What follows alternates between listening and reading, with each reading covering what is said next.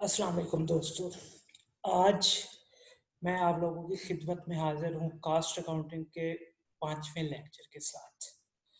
जी, तो previous lecture में भी हमने मटेरियल कास्टिंग की बात की थी और इस लेक्चर में भी हम मटेरियल कास्टिंग के ही कुछ एस्पेक्ट्स डिस्कस करेंगे। जी, तो एज यूजुअल हम सबसे पहले बात कर लेते हैं कि हमने पिछले लेक्चर में क्या एरियाज कवर किए थे। हमने पिछले लेक्चर में जो बात की थी उसमें हमने बात की थी व्हाट इज मटेरियल, मटेरियल क्या है। इसके अलावा हमने डिस्कस किया था कि मटेरियल की कैटेगरीज कौन कौन सी हैं, डिफरेंट ऑर्गेनाइजेशन में मटेरियल किस किस फॉर्म में पड़ा होता है। उसके बाद हमने इन्वेंट्री मेंटेनेंस सिस्टम्स की बात की थी। तो यहाँ पे हमने दो एरियाज डिस्कस किए थे। एक को हमने कहा था कि परपेचुअल सिस्टम है और दूसरे को हमने कहा था कि हमारे पास पीरियोडिक सिस्टम है। जी, इसके अलावा हमने इन्वेंट्री के कास्टिंग मेथड्स डिस्कस किए थे। इनमें से हमने बात की थी फाइफो मेथड की। इसके अलावा हमने बात की थी लाइफो की। इसके अलावा हमने बात की थी एप्को की। जी, एज ए मैनेजमेंट अकाउंटेंट तो आपको इन तीनों मेथड से फेमिलियर होना पड़ता है। लेकिन एक बात मैं आपके साथ और शेयर करूंगा कि for financial reporting FIFO method जो है ये इंटरनेशनल अकाउंटिंग स्टैंडर्ड्स आपको अलाउ नहीं करते। इसके रेलेवेंट स्टैंडर्ड का नाम है IAS2, इंटरनेशनल अकाउंटिंग स्टैंडर्ड 2, जो कि इन्वेंट्रीज को डील करता है। वो हमें लाइफो मेथड अलाउ नहीं करता। ठीक है जी। अब हम आज के लर्निंग ऑब्जेक्टिव्स डिस्कस करते हैं। आज के लेक्चर का हमारा एजेंडा क्या है। हमने इन्वेंट्री कंट्रोल सिस्टम्स देखने हैं, EOQ पे बात करनी है और EOQ को बल्क परचेज के एस्पेक्ट में हमने डिस्कस करना है। जी, तो हम मूव करते हैं अपने पहले एस्पेक्ट की तरफ, जो कि है इन्वेंट्री कंट्रोल सिस्टम। जी, इन्वेंट्री कंट्रोल सिस्टम में हमने चार चीजें डिस्कस करनी है। रीऑर्डर लेवल क्या होता है, मैक्सिमम स्टॉक लेवल क्या है, मिनिमम स्टॉक लेवल क्या है और डेंजर लेवल क्या है। इन चारों पे हम अगली अपनी स्लाइड्स में बात करेंगे। जी, सबसे पहले रीऑर्डर लेवल, या जिसको ऑर्डरिंग पॉइंट भी कहते हैं, ये वो पॉइंट है जब आप जाके अपना नया order of inventory to supplier offer करते हैं। हम अपने सप्लायर को कहते हैं जी कि हमें इन्वेंट्री भेज दे। उस पॉइंट पे, जिस पॉइंट पे आपकी इन्वेंट्री पहुंचे, तो आपने अपने ऑर्डर सप्लायर को कहा, वेंडर को कहा कि जी हमें चीजें भेज दे। उसको हम क्या कहते हैं, री ऑर्डर लेवल या ऑर्डरिंग पॉइंट। इसका फार्मूला है maximum consumption times maximum lead time. यहाँ पे एक बात को आपने माइंड में रखना है। लेट्स अज्यूम लीड टाइम को मैं आपके साथ डिस्कस करता हूँ। ये अगर डेज में है तो कंजम्पशन भी डेज में होनी चाहिए।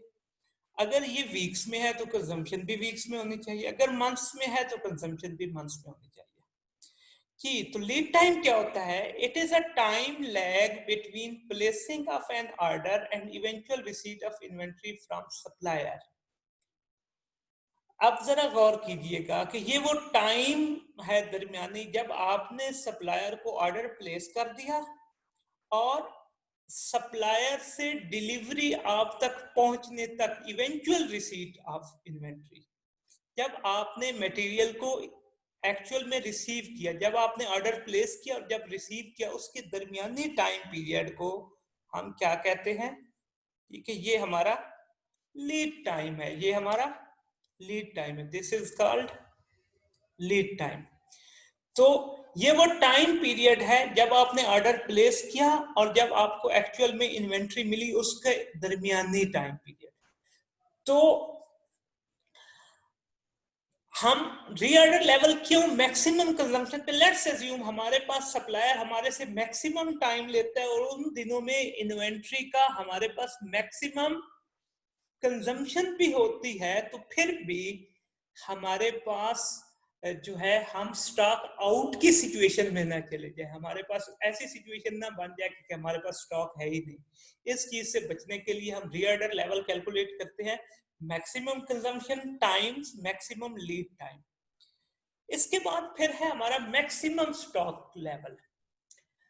अब रीऑर्डर लेवल हमारे पास एक हमने पहले कैलकुलेट किया, उसमें से हमने माइनस किया अगर लीड टाइम के दरमियान हमारी मिनिमम कंजम्पशन हो और मिनिमम लीड टाइम हो, प्लस इकोनॉमिक ऑर्डर क्वांटिटी। इस पे हम फर्दर बड़ी डिटेल में आज बात करने वाले हैं कि ईओक्यू क्या है, या इसको आप रिप्लेस कर सकते हैं ऑर्डर साइज के साथ भी। वर्ड क्या यूज कर सकते हैं, ऑर्डर साइज। ठीक है जी। अब ऑर्डर साइज वो क्वांटिटी जो आपके पास आ गई, तो रीऑर्डर लेवल में से अगर मिनिमम कंजम्पशन हो ड्यूरिंग लीड टाइम पीरियड में और नई क्वांटिटी भी आ जाए, तो जो लेवल आपका जाएगा वो मैक्सिमम लेवल होगा। फिर आता है मिनिमम स्टॉक लेवल, कि रीऑर्डर लेवल में से अगर आपकी during lead time average consumption हो या एवरेज लीड टाइम हो। अब समटाइम उसने क्वेश्चन में दी हुई होती है, एवरेज कंजम्पशन भी दे देगा और एवरेज लीड टाइम भी दे देगा। समटाइम उसने हमें नहीं दिया हुआ, तो एवरेज हम कैसे कैलकुलेट करेंगे, maximum plus minimum divided by 2। Maximum plus minimum divided by 2 करेंगे तो हमारे पास एवरेज आ जाएगी। Let's assume consumption, maximum consumption plus minimum consumption divided by 2, या लीड टाइम भी maximum lead time plus minimum lead time divided by 2। तो it depends upon के question का scenario उसने आपको कैसे दिया हुआ है जी। डेंजर लेवल, ये वो लेवल है जो आपका,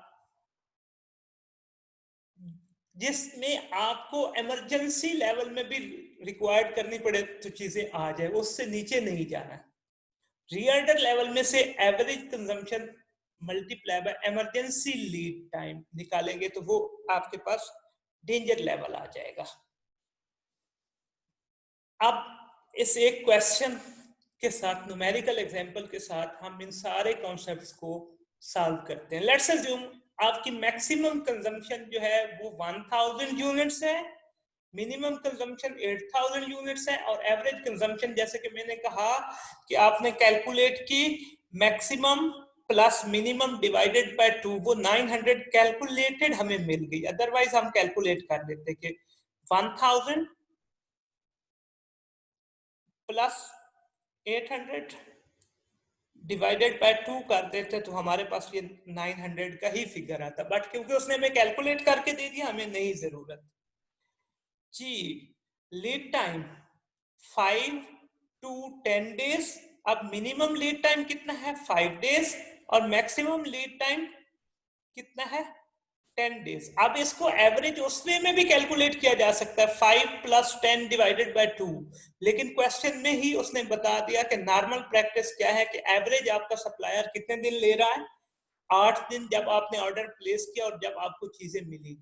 इमरजेंसी में अगर चीजें आपको लेनी है तो इमरजेंसी का लीड टाइम कितना है, 2 दिन। ईओ की उसने बता दी 2500 यूनिट्स है, तो हम फार्मूलाज को यूज करते हुए हर एक को कैलकुलेट कर लें।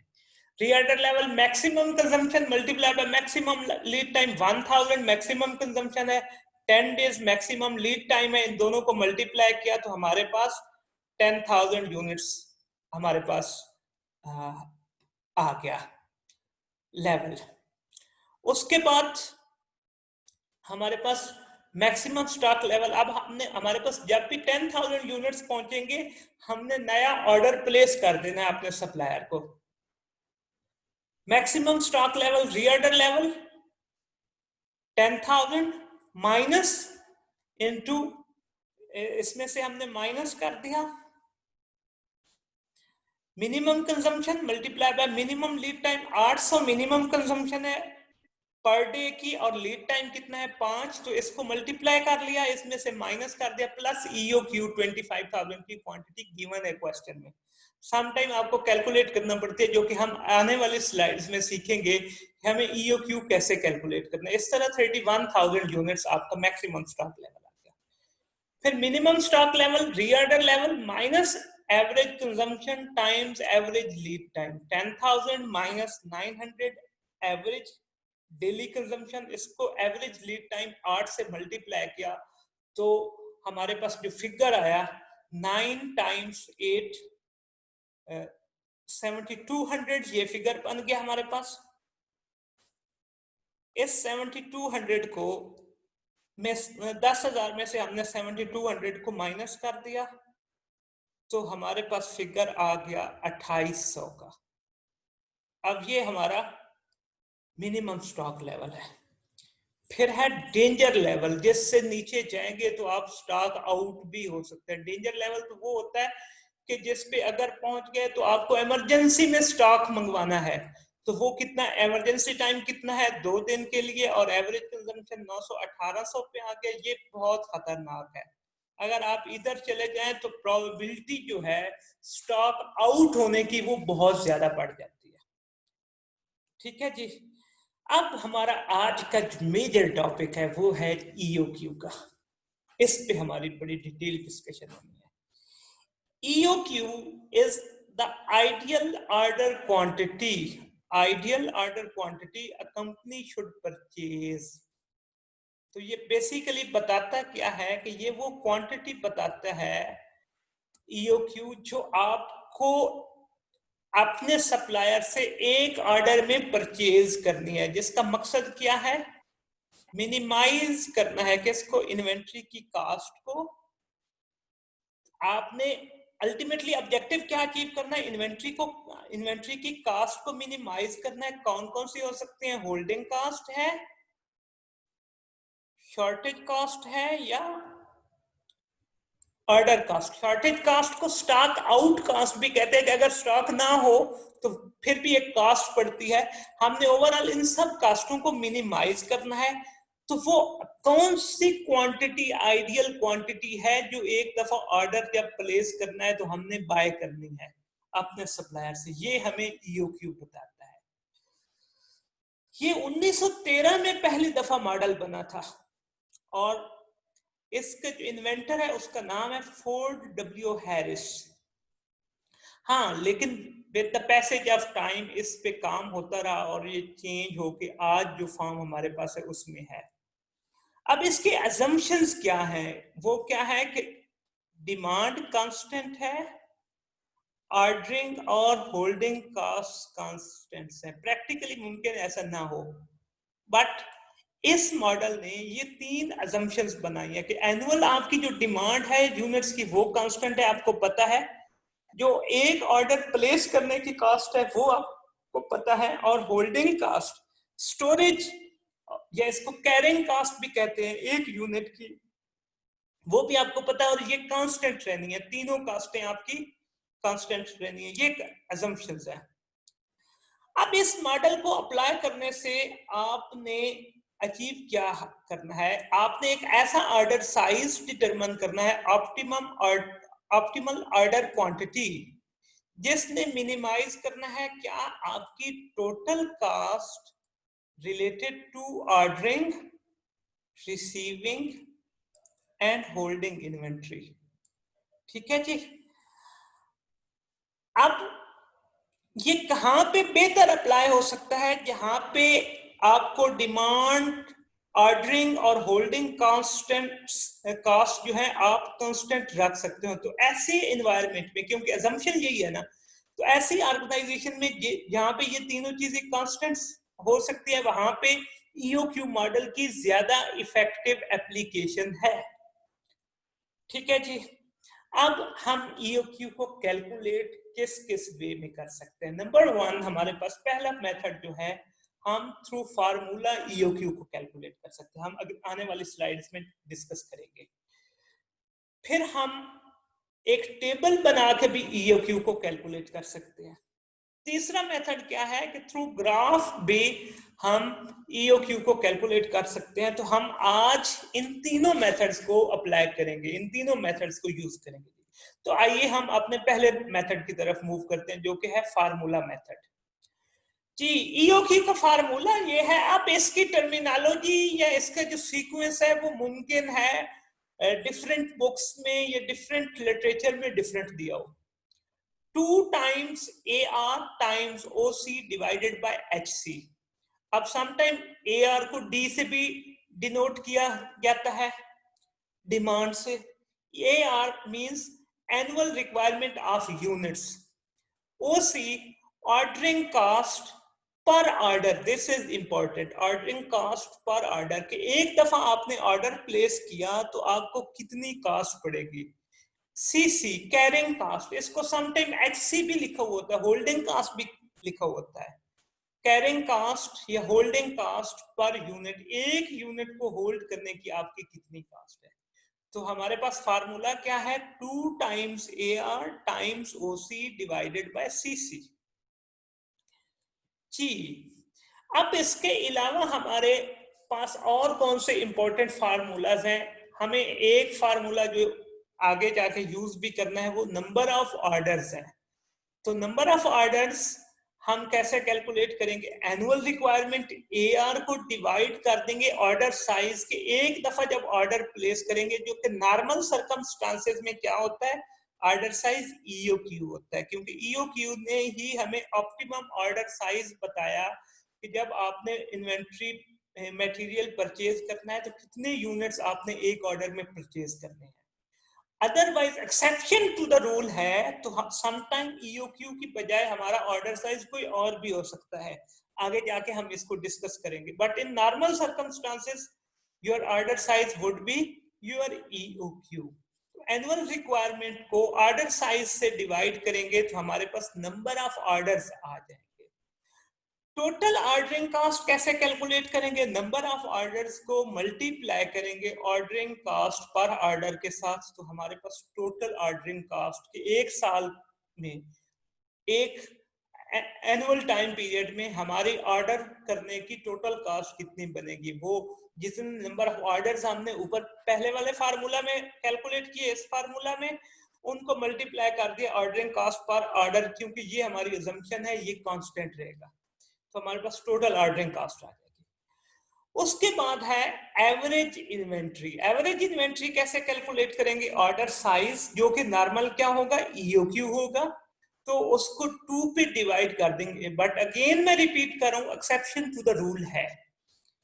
फिर total holding cost, average inventory जो हमने इस फार्मूला में कैलकुलेट की, times holding cost per unit. इस तरह हमारे पास टोटल होल्डिंग कास्ट है। अब सम टाइम ये होल्डिंग कास्ट को वो जो पर यूनिट है इसको बायफिरकेट करके भी दे देता है। वो हम आगे जाके एक एग्जांपल में भी देखेंगे कि 2 या 3 कंपोनेंट्स में टोटल होल्डिंग कास्ट उसने बता दी। जी, अब एक एग्जांपल देखते हैं। हमारी एनुअल रिक्वायरमेंट है 80,000 यूनिट्स की।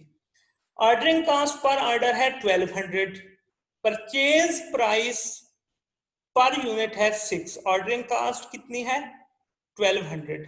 अब उसने कहा जो होल्डिंग कास्ट या कैरिंग कास्ट है वो 50% ऑफ परचेज प्राइस है। कितना है, परचेज प्राइस का 50%। तो सिंपल, हमें उसने एब्सोल्यूट फिगर की बजाय एक रिलेशनल एग्जांपल दी है कि परचेज प्राइस का इतने परसेंट है, तो 6 times purchase price 50% equals to 3। अब कैरिंग कास्ट कितनी है, 3 पर यूनिट है। अब हमारे पास ये फिगर भी आ गया। अब हमने इसे कैलकुलेट किया, EOQ 2 times AR 80,000 times OC ordering cost 1200 divided by 3 या 6 टाइम्स 50% तो इक्वल टू 8,000 यूनिट्स। अब हमारा ऑप्टिमम ऑर्डर साइज क्या है, EOQ कितना है 800 यूनिट। कि हमने जब भी सप्लायर को ऑर्डर प्लेस करना है तो हमने कितने यूनिट्स ऑफर करने हैं, 800 यूनिट ऑफर करने हैं। जी, अब इसी का आगे अगर हम सॉल्यूशन लेके चले तो हमारे नंबर ऑफ ऑर्डर्स कितने हैं, annual requirement 80,000 divided by order size जो कि ईओक्यू है 8,000, तो 10 हमारे टोटल नंबर ऑफ ऑर्डर्स आ गए। Total ordering cost 10 number of orders times ordering cost per order 1200, तो 12,000 आ गया।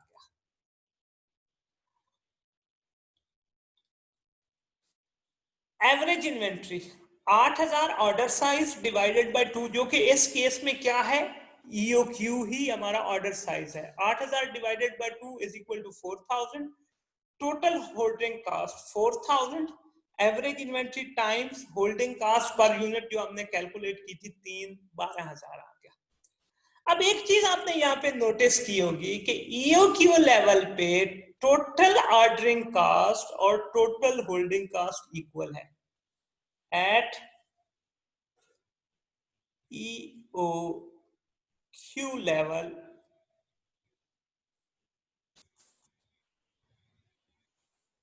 total ordering cost equals to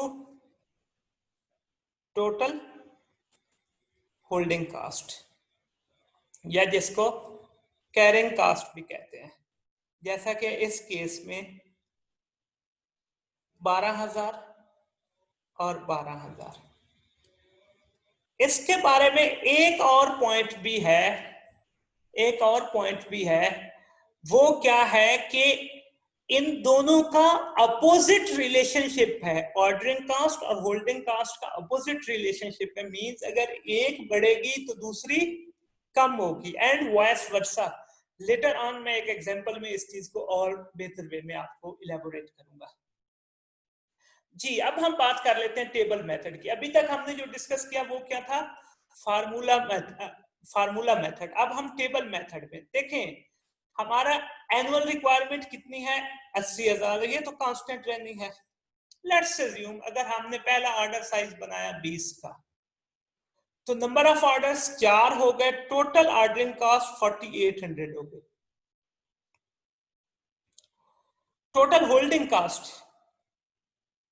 total holding cost का फार्मूला क्या बना, एवरेज इन्वेंट्री, अब वो क्या है, ऑर्डर साइज डिवाइडेड बाय 2, जो कि यहाँ पे अगर इसकी मैं कैलकुलेशन शो करूं तो ऑर्डर साइज है 20,000 divided by 2 times holding cost per unit 3, तो 10,000 को 3 से मल्टीप्लाई किया तो 30,000 हो गया। अब 34,800 आपकी टोटल कास्ट आ गई। अब हमने ऑर्डर साइज को कम किया, 10,000 पे लेके आए, एनुअल रिक्वायरमेंट सेम रही, तो नंबर ऑफ ऑर्डर्स कैसे आएंगे, annual requirement divided by order size 8, तो टोटल ऑर्डरिंग कास्ट 8 को ordering cost per order which is 1200 उससे मल्टीप्लाई किया तो हमारे पास फिगर आ गया 9600। अगेन यहाँ पे फिर उसी तरह की कैलकुलेशन हुई। हमने क्या काम किया, order size 10,000 divided by 2 times 3 किया तो 15,000 आ गया। फिर तीसरा हमने ऑर्डर साइज ईओक्यू वाला लिया, 8,000 80,000 10 नंबर ऑफ ऑर्डर्स आए, 80,000 को 8,000 पे डिवाइड किया, उसको मल्टीप्लाई किया 1200 से, तो टोटल ऑर्डरिंग कास्ट 12,000 आ गया। अब इधर हमारा order size 8,000 divided by 2 times 3, तो कितना आ गया, 4,000 को 3 से मल्टीप्लाई किया 12,000, तो प्रूव हो गया कि at EOQ level total ordering cost equals to total holding cost. Exception to the rule is, वो बाद में हम बात करेंगे कि और दूसरी बात क्या थी कि टोटल कास्ट यहाँ पे मिनिमम होगी जो कि 24,000 है, बाकी में सबसे यहाँ पे कम है। लेकिन एक्सेप्शन टू द रूल क्या है कि ये रूल नहीं अप्लाई होगा जब सप्लायर आपको हायर ऑर्डर साइज पे बल्क डिस्काउंट ऑफर कर दे, जो कि हम बाद में डिस्कस करेंगे। अब आपने एक चीज नोटिस की होगी, हमारी ऑर्डरिंग कॉस्ट बढ़ रही है जैसे जैसे ऑर्डर साइज कम हो रहा है, क्योंकि नंबर ऑफ ऑर्डर्स बढ़ रहे हैं, लेकिन होल्डिंग कॉस्ट कम हो रही है, तो अपोजिट रिलेशनशिप हमारा प्रूव हो गया। अगेन हमने 5000 का ऑर्डर साइज लिया, 80,000 को 5000 पे डिवाइड किया तो 16 हमारे नंबर ऑफ ऑर्डर्स, 1200 से मल्टीप्लाई किया तो 19,200। फिर एवरेज इन्वेंट्री उसी तरह 5000 हम divided by 2, order size divided by 2 times 3, तो 2500 को 3 से मल्टीप्लाई किया तो 7500 आ गया, एंड सो ऑन। फिर हमने इसी फार्मूला को अप्लाई कर लिया 4000 के ऑर्डर साइज पे। 80,000 को 4000 पे डिवाइड किया तो 20 number of orders multiply by 1200, 24,000 total ordering cost.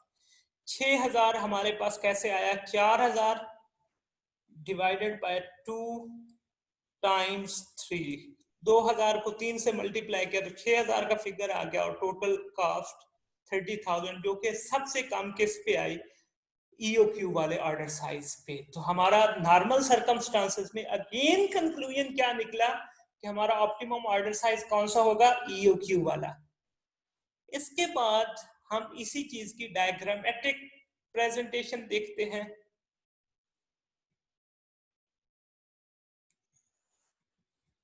जी, हमने एक्स एक्सिस पे ऑर्डर साइज डाल दिए और वाई एक्सिस पे हमने कास्ट डाल दी। तो जो स्ट्रेट लाइन वाला है वो हमारा किसको शो करेगा,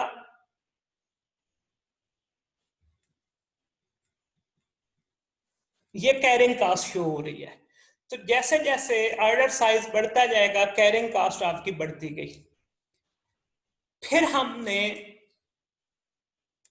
ऑर्डरिंग कास्ट को शो किया, जैसे ऑर्डर साइज बढ़ता गया आपकी ऑर्डरिंग कास्ट कम होती गई।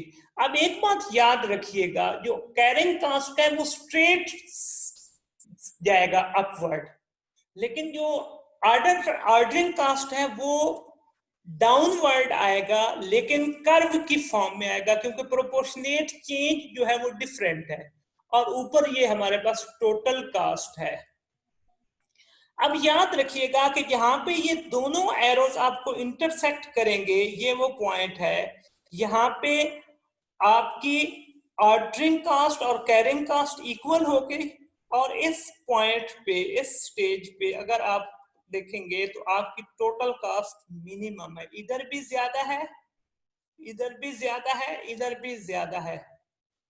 तो ये वो 8000 ईओक्यू वाला पॉइंट है जहां पे ऑर्डरिंग कास्ट और कैरिंग कास्ट का के जो इंटरसेक्ट करेंगे कर्व्स जो हैं, उस पॉइंट को हम क्या कहेंगे, ये हमारा कौन सा पॉइंट है, ईओक्यू का पॉइंट है। ठीक हो क्या चीज। अब इसके नीचे क्वांटिटी देख ले, वो 8000 ये वाली। जी, अब हम बात करते हैं कि सम टाइम आपका सप्लायर आपको बल्क डिस्काउंट दे देता है। तो जनरली क्या होता है कि ईओक्यू लेवल पे टोटल इन्वेंट्री कास्ट आपकी मिनिमाइज होती है। टोटल इन्वेंट्री कास्ट क्या होती है एट ईओक्यू लेवल पे, मिनिमाइज होती है। लेकिन सम टाइम क्या होता है, however EOQ may not be optimal when discounts are factored into calculation। कि जब डिस्काउंट सप्लायर कर देता है तो उसको फैक्टर हम करेंगे अपनी कैलकुलेशन में, तो मुमकिन है आपकी टोटल इन्वेंट्री कास्ट किसी और लेवल पे कम होगी। तो उस सिनेरियो में जरूरी नहीं है कि हमेशा और लेवल हो, मुमकिन है ईओक्यू हो, मुमकिन है कोई और क्वांटिटी हो अदर देन ईओक्यू हो जो क्वालिफाई कर रही हो एडिशनल डिस्काउंट के लिए, that qualify for additional discount. तो जब सप्लायर बल्क डिस्काउंट ऑफर करेगा तो याद रखिएगा, मैं अगेन रिपीट कर रहा हूं, जरूरी नहीं है कि वहां पे ईओक्यू लेवल ही आपका ऑप्टिमम लेवल हो, वहां पे कोई और लेवल भी आपका ऑप्टिमम लेवल हो सकता है। जी, अब इस चीज को मद्देनजर रखते हुए हम एक न्यूमेरिकल डिस्कस करते हैं, फिर ये कॉन्सेप्ट सारा जाके आपका कवर हो जाएगा। जी, कंपनी का नाम है Beco purchases bikes from PMX in order of 250 bikes which is the current EOQ। अच्छा, अभी उसका जो EOQ क्वांटिटी है कौन सी है, वो 250। तो नॉर्मल सर्कमस्टांसेस में 250 बाइक्स जब वो खरीदेगा तो उसकी टोटल इन्वेंट्री कॉस्ट कम होगी एक ऑर्डर में। PMX is now offering the following bulk discounts to its customers. ठीक, अब PMX ने क्या काम किया कि उसने बल्क डिस्काउंट ऑफर करना शुरू कर दिया अपने कस्टमर्स को। अब उसने कहा कि अगर आपका ऑर्डर साइज 200 से ज्यादा या 200 है सॉरी, तो आपको 2% डिस्काउंट दिया जाएगा। तो अगर हमारा ऑर्डर साइज 250 का होता है तो उस पर भी 2% डिस्काउंट मिलेगा। अगर 500 या उससे अबव होता है तो 4% डिस्काउंट मिलेगा, और अगर 600 या उससे अबव होता है तो 6% डिस्काउंट मिलेगा। अब बीको का प्रॉब्लम क्या है कि Beco is wondering if the EOQ model is still the most economical. क्या अभी भी ईओक्यू मॉडल पे टोटल इन्वेंट्री कॉस्ट कम से कम है?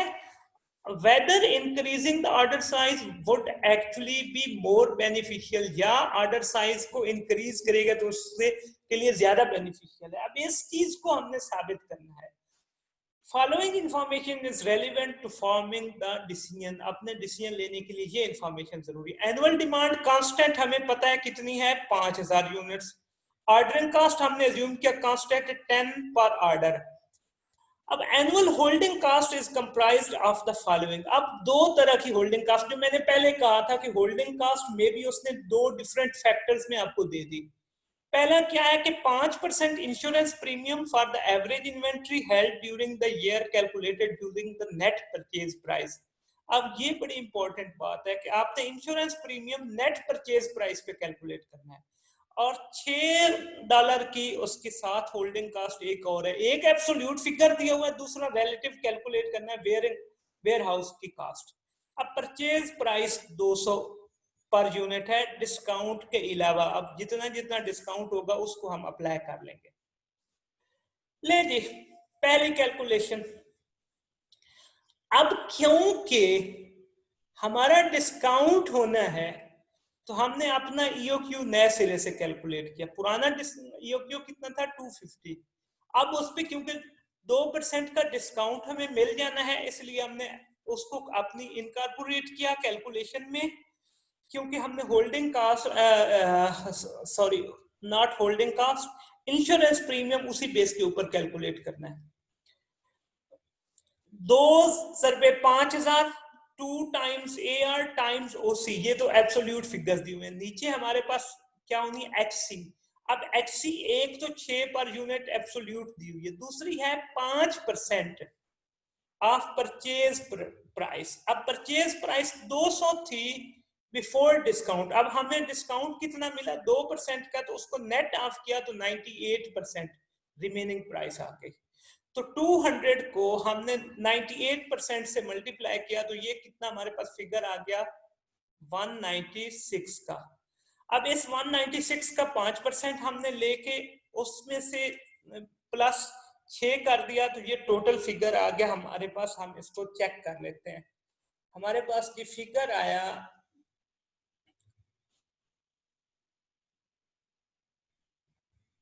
9.8 प्लस 6, 15.8 की हमारी टोटल HC बन गई, 15.8 की। अब इससे सब जब कैलकुलेशन की तो हमारा EOQ नया कितना आया, 252 units after incorporating the discount. अब हमने तीनों पे एक टेबल बना लिया और उस टेबल में हमने कैलकुलेट कर ली total ordering cost, total holding cost, जिसके दो कंपोनेंट्स हैं, एक स्टोरेज कास्ट का और दूसरा इंश्योरेंस कास्ट का। ये टोटल होल्डिंग कास्ट आ गई।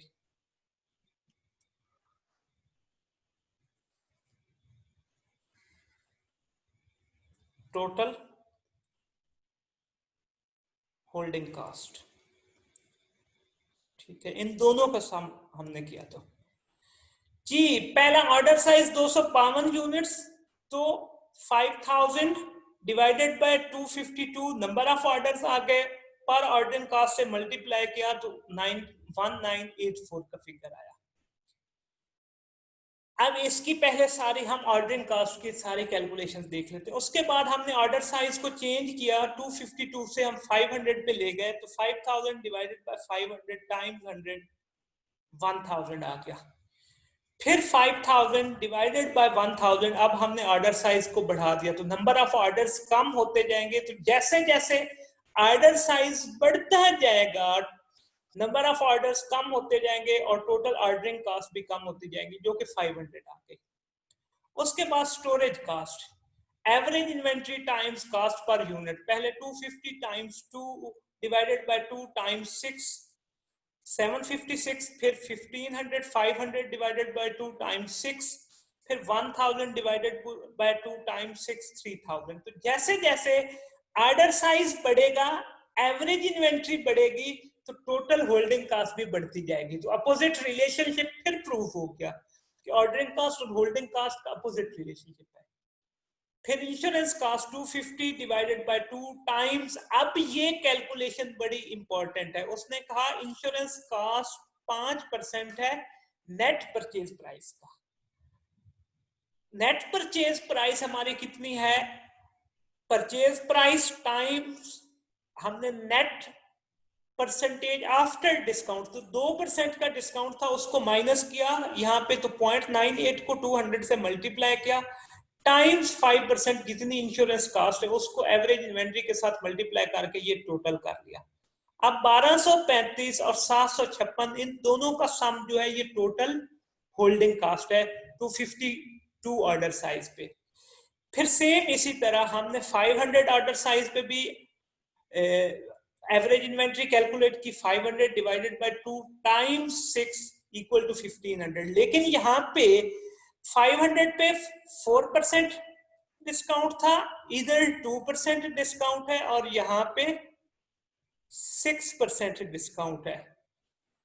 अब 500 divided by 2 times 200 times net price after discount, तो 100 में से 4% माइनस किया तो नेट 96% आ गया, times 5% rate of insurance cost per unit.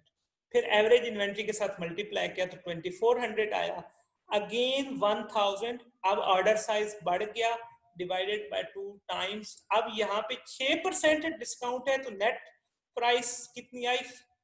94%। तो हमने 200 को 94% से मल्टीप्लाई किया, टाइम इंश्योरेंस कॉस्ट की परसेंटेज, फिर उसको मल्टीप्लाई किया एवरेज इन्वेंट्री के साथ, तो हमारे पास ये फिगर आया।